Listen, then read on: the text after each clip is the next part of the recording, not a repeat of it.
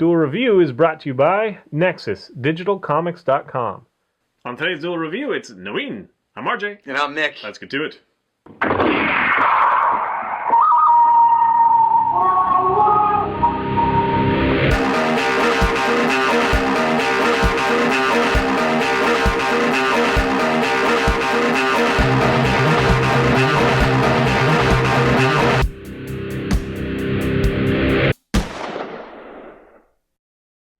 Hey everyone, today is the 13th of December, and we're taking a look at the anime Noein. That's right, and this was one that a fellow viewer like yourself asked us to do, so we're doing it. Thank you. Yes, thank you. And it came out in 2005, was the original run of 24 episodes long, and the title name, Noein, is actually a villain, I guess, and I'll get into that in a second. So basically what happens, plot-wise, is you have this young girl named Haruka, and she is the dragon Torque, and Torque is spelled T-O-R-Q-U-E, but in this case it could also be spelled T-O-R-C, and a Torque is a type of necklace often worn by, I believe Greeks wore them, so that's what it is. When you see that little Ouroboros dragon thing around her neck, that's called the dragon Torque. Which threw me off because when they were saying Torque, I didn't remember that Torque was a type of necklace. So I was like, why do they keep saying Torque? What is the dragon Torque? I thought she had something to do with like horsepower or something. It was throwing me off. So basically what happens is she is the dragon Torque, and people from the future are coming to find her to prevent disaster. So what happens is 15 years into the future, there's this cross-dimensional war happening, mostly between one reality, and I have to look at the name because I always forget it. It's Lacrima, like Lacrima. I always forget it. That dimension in Shangri-La, which is odd because Shangri-La in this sense is the evil dimension that wants to destroy all universes. So that and I say that that's odd because Shangri-La, which I believe first the term Shangri-La first appeared in a book, Lost Horizon, if I'm not mistaken. I think it's Indian mythology, though. Well, no, it actually came up first in a 1930s book, and then anything related to a type of Shangri-La has been superseded by that term. And Shangri-La is a place of pleasantness where the people who live there, it's an isolated place, which is I think is why it was Tibetan philosophy, I believe, or theology, I believe. Like Nirvana. Yeah, it is like Nirvana. Great band. Yeah, and the people there are almost immortal. Where they age very slowly.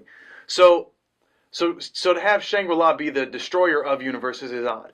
But that's the case in this anime. So you have the Lacrima and the Shangri-La, and they're fighting. And in order to stop Shangri-La, they need the Dragon Torque. But Shangri-La also sends Noein, who is their chief, finder or tracker or enemy guy. He's the main bad guy, sort of. In the series, he goes back and wants Haruka, who has the Dragon Torque, to come into the future, and once she's in that future, they can use her to destroy all of the universes. So that in and of itself is a very interesting plot line, and that's kind of what drew me into this anime. I really did dig all of it, because a lot of it is that kind of split time theology, and has some existentialism in there, and it's got like all of this cool real thought-provoking stuff intertwined with all of the action, and of course the typical anime feel of these kids who are going to school and are thrown into this universe, or this conflict, I should say. Let me quickly tell you what I came away with it. I haven't seen this for a while. I didn't get a chance to rewatch it recently, and I'd watched it a long time ago and kind of forgot about it. What stayed with me is I thought it was really cool how when they're tethered in the universe, they have a line that goes. I like that too. That's cool. It's kind of like they're marionettes or something almost. I don't know. It's tethering them to the other reality. That's pretty cool. Yeah, it is. And then the main, crazy weird bad guy with his hair that goes over half his face and like all the multi arms or whatever, he like loses himself and becomes like this adulty nice kind of guy for a long time. And those are the two things that stayed with me that I instantly remembered when we were talking about this. I also like the kind of slice of life, and like you were saying, it has kind of this...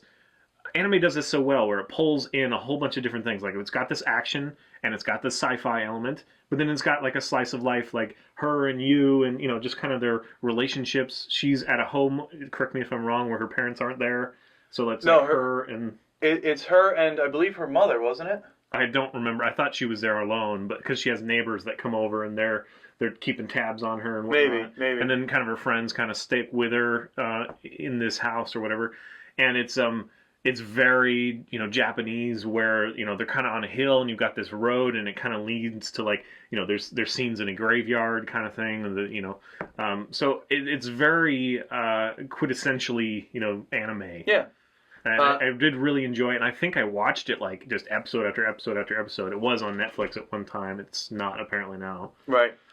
Bringing up that the character that I really liked was you, the little boy, or the boy from the past. Excuse me, because his issue was he had an overbearing mother who was just like, you have to study, you have to sit there and study, and you have to do this, you have to make things work. And granted, that she's just trying to do the best that she can with what she has, trying to make sure that her child has a good future, but she is just so overbearing that you understand that he wants to just run away.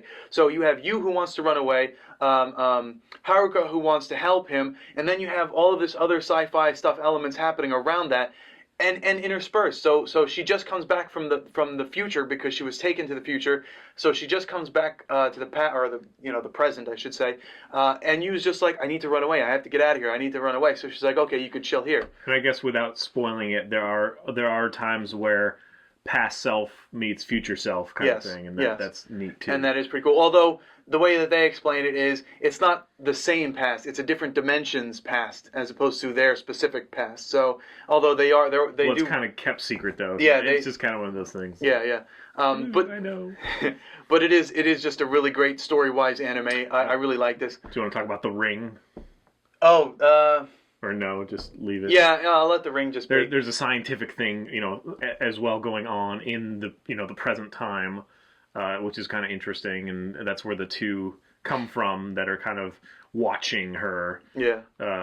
It's a lot of levels of interesting. Yeah, it is, and to top it all off, the art is, I just love it. I love the action scenes. That guy with all the arms, and I don't think I really understood why those things were coming out of him.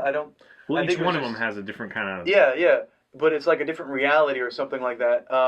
Or I don't really understand that. But that just the art of it was cool because, like he said, you have this like blue tether from these kind of cloaked figures, and sometimes they're upside down. So the blue tether is taut going the opposite direction. Yeah, it kind of just disappears into the other dimension. Yeah, it's just so cool, man. It's just everything about this episode. I mean, this series was awesome. Now, I don't know anything about anything else. Do they have manga? Do they have a movie or anything like that? Is there any more? There is manga. I don't think there was a movie. I don't think I bothered to check. Sorry. It's too bad. What year was it? This was 2005 that this came out. Yeah. Okay. So but it is amazing. I think it even won awards. I was trying to look into that a little bit more, but I just couldn't find anything. It's interesting that to a Western sensibility, you have to approach anime just kind of like a big old chapter in a book, because not everything is resolved and you want more. You know what I mean?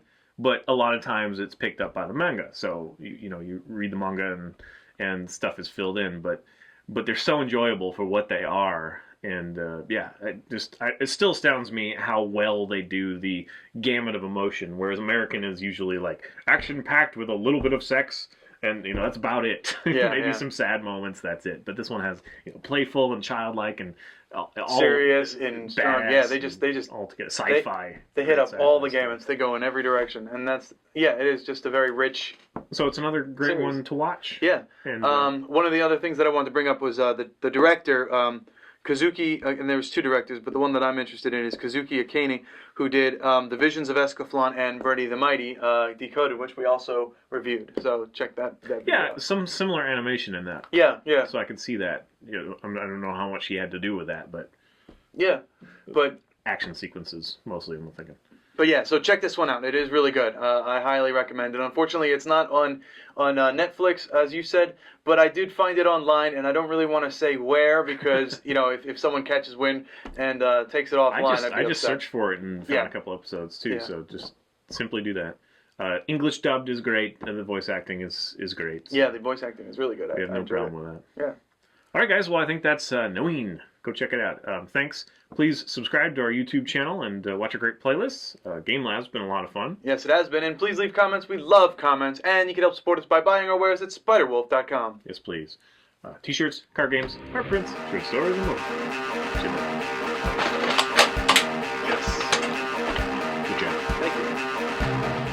Coming up next, the movie Hugo.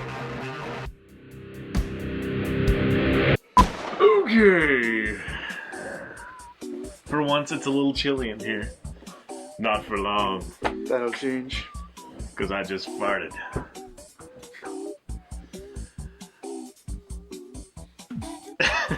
They're very warm.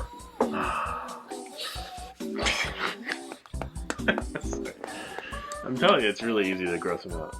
Very easy.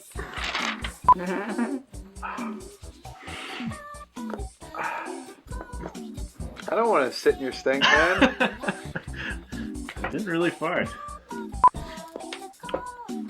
don't know if you guys know this, but I keep a pen with me at all times because I just like to make stuff up on the spot. So all the facts that you get from me are all made up.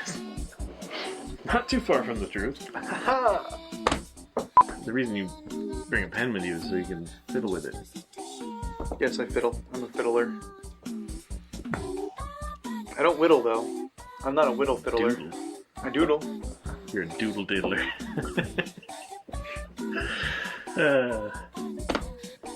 Play on words. It doesn't even make sense, really, but... A doodle diddler. Yes. Good job. Thank you. And please keep asking us to review stuff. We love looking up new stuff. In fact, I think this one was one that I had watched a long time ago and only just recently visited and just remembered how much I loved it. So. Totally can't put that in there. Why not? Because we have to wait so long, and then the music and all that stuff. Oh, right. Sorry.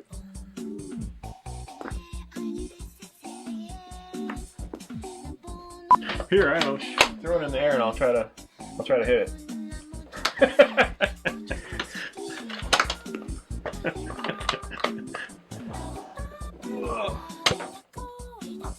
I hit your mic. Oh, come on. Did you? It's not even budging. I was trying to get it to go wee, like spin around or something. Well, I tightened it so that it wouldn't move. Yeah. You ruined my plan. Oh, my hand smells like mustard.